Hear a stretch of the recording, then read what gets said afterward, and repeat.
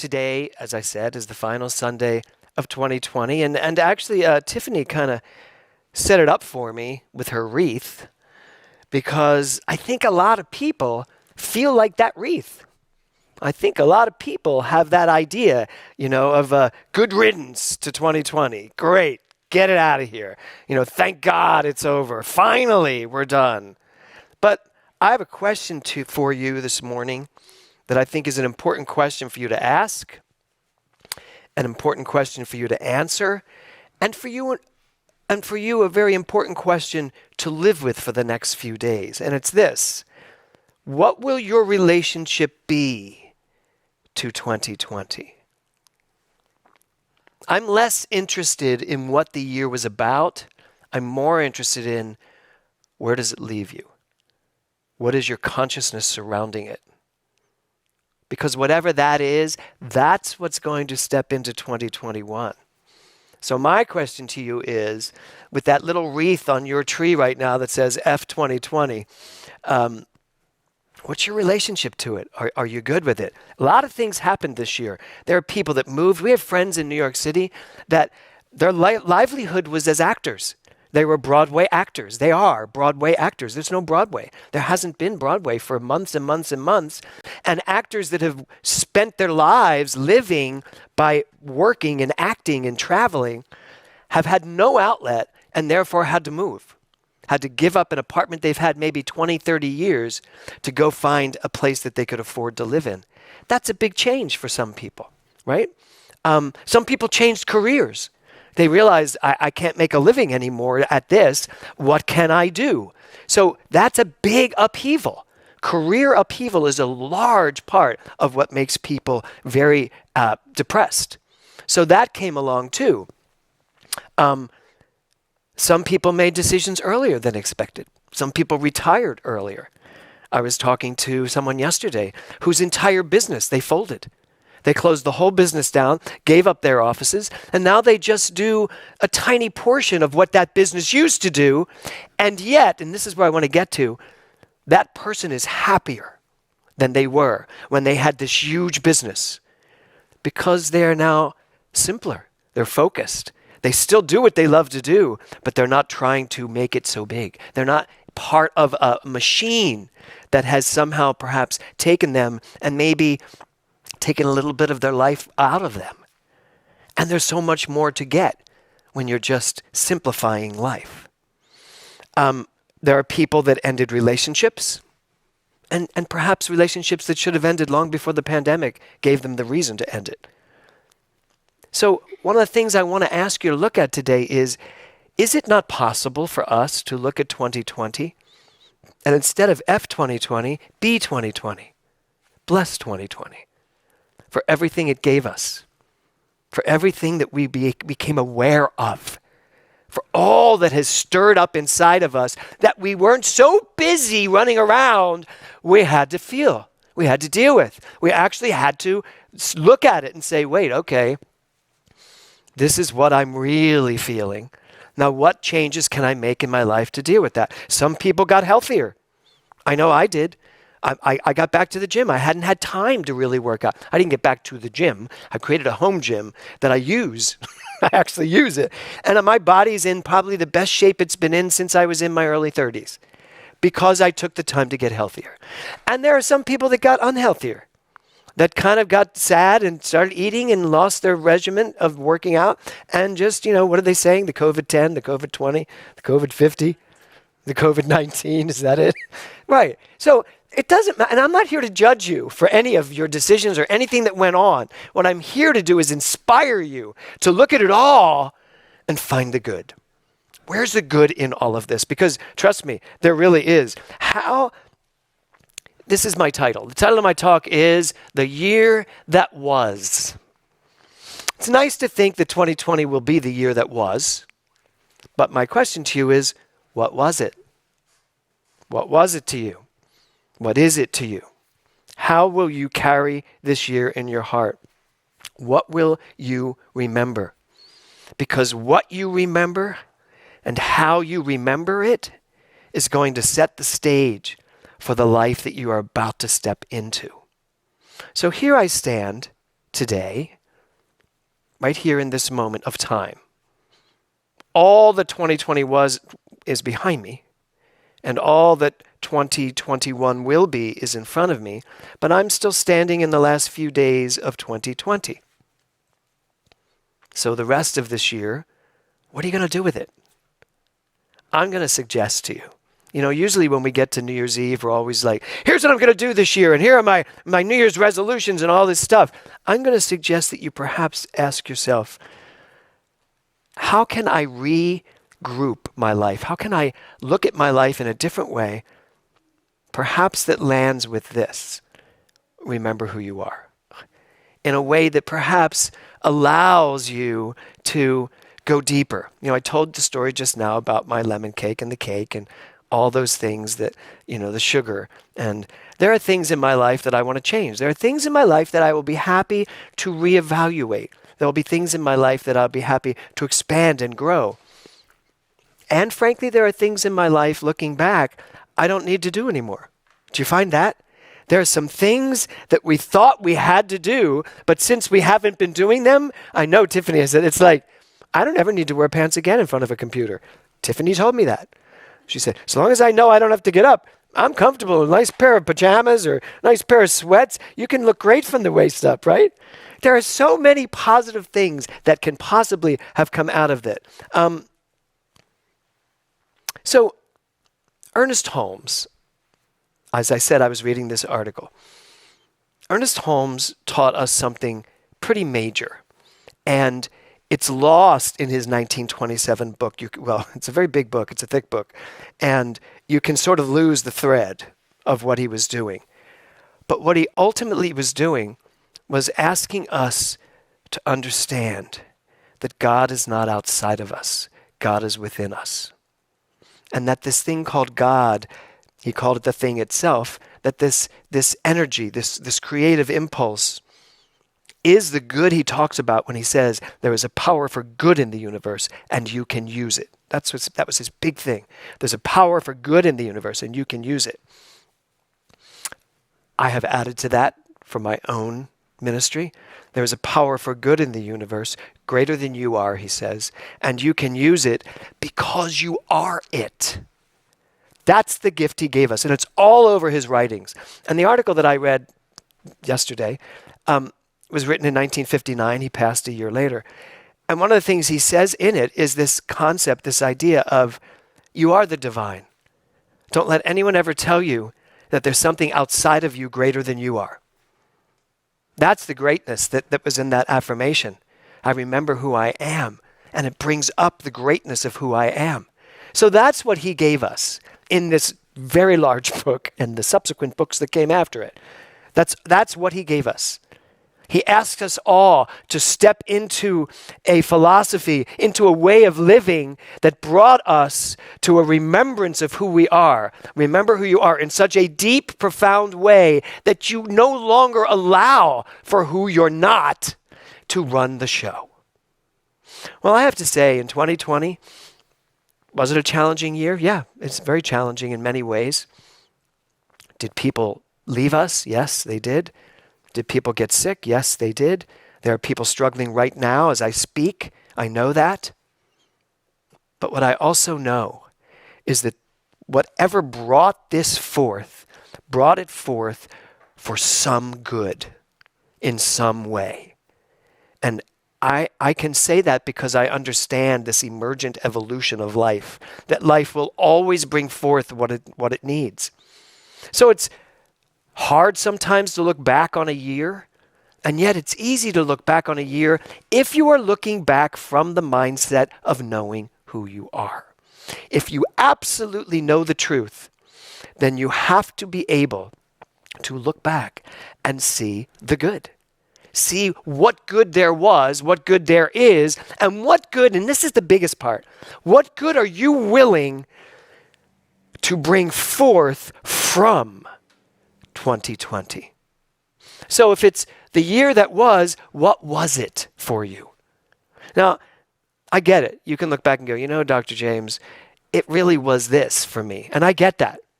But there's something deeper. There's something beneath that. There's something that brought that forward. So what was it?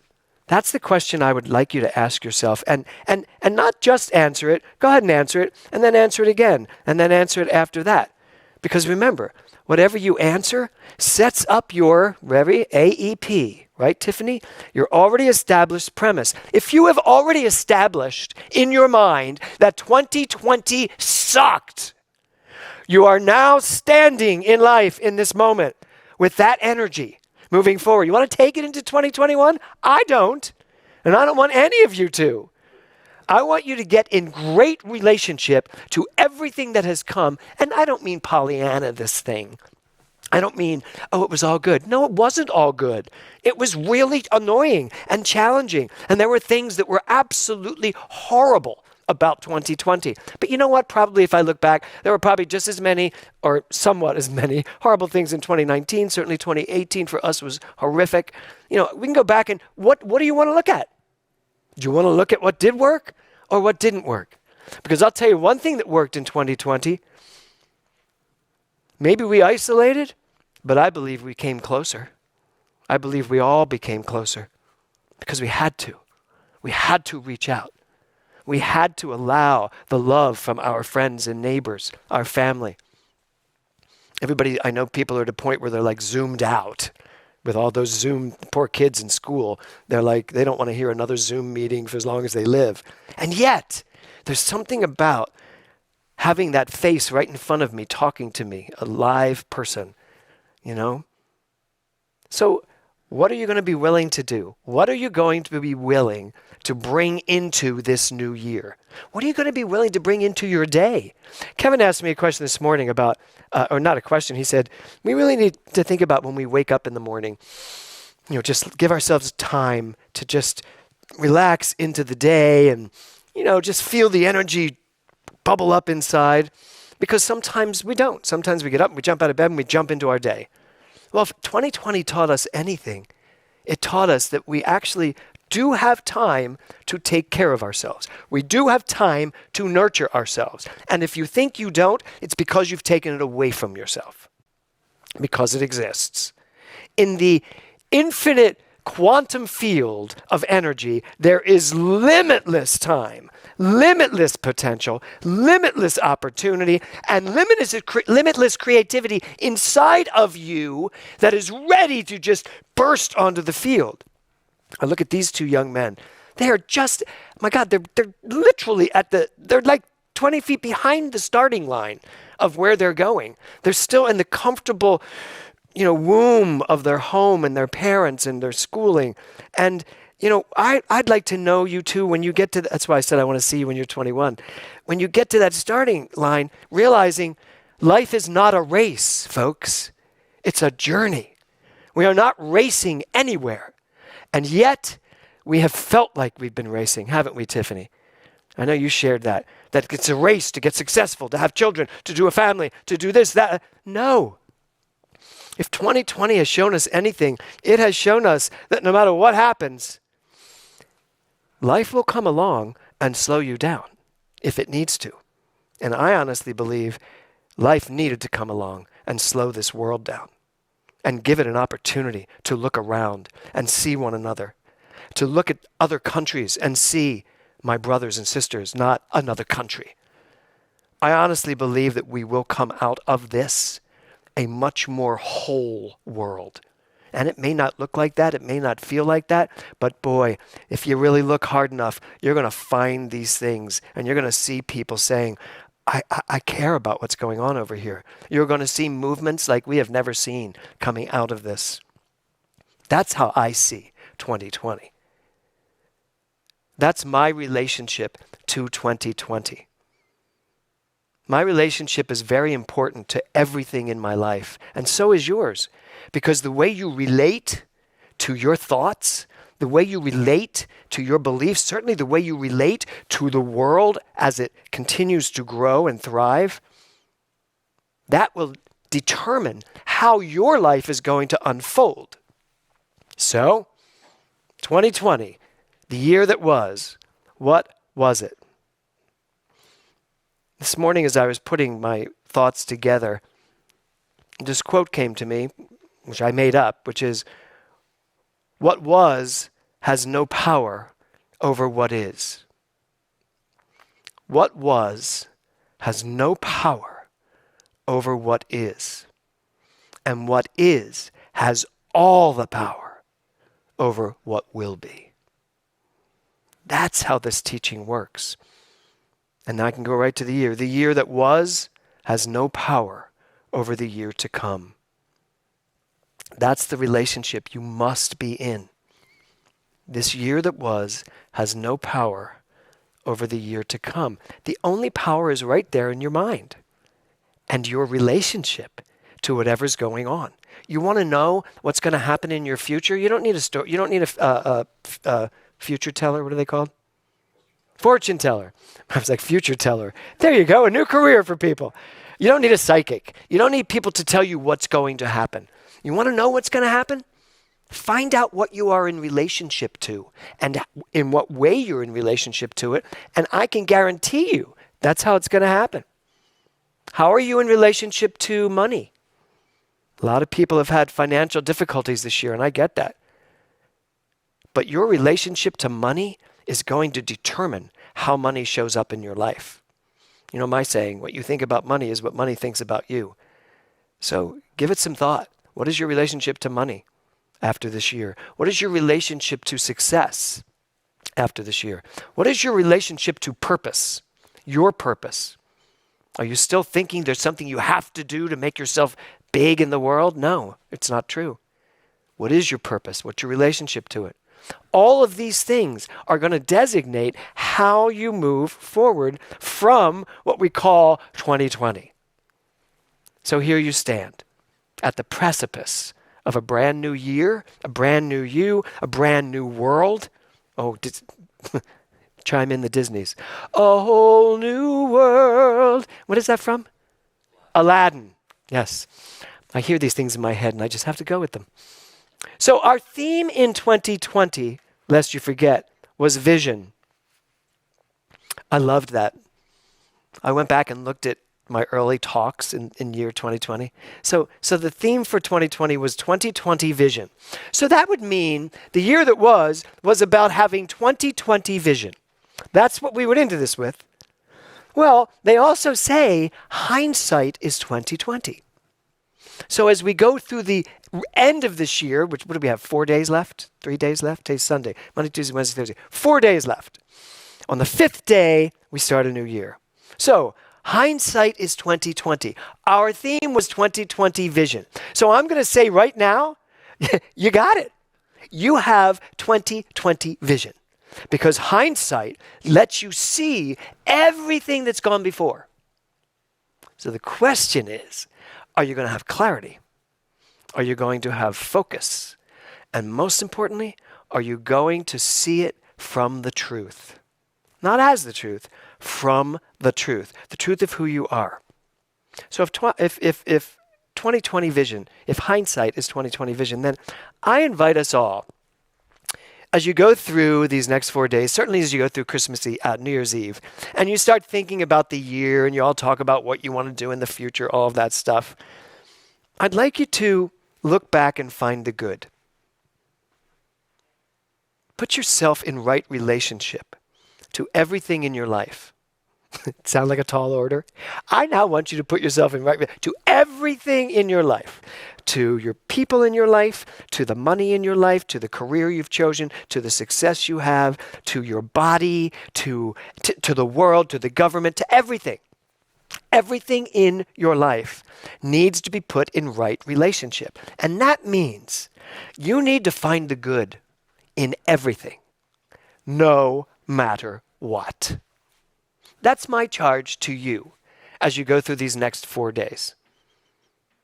It sounds like a tall order, but it's not. Because frankly, when you remember who you are, all of that actually goes into perfect perspective. When you remember who you are, the little things, they can't, the niggly little things can no longer disturb you. Because you know who you are. And you don't, as Dr. Bitzer used to say, you don't step off of knowing who you are on special occasions, like a pandemic. Oh, it's a pandemic. How could I know who I am now? It's the pandemic. If I hear that one more time, the idea of, well, it's the pandemic, as though the pandemic's to blame for everything that's gone wrong in everybody's lives. It's not.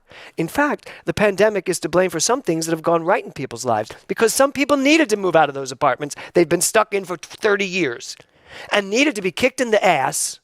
I should have said but I said ass. Kicked in the ass in order to be kicked into some new idea of who they are. And some people needed a better perspective about money. And some people needed to get out of relationships that were stagnant and no longer working.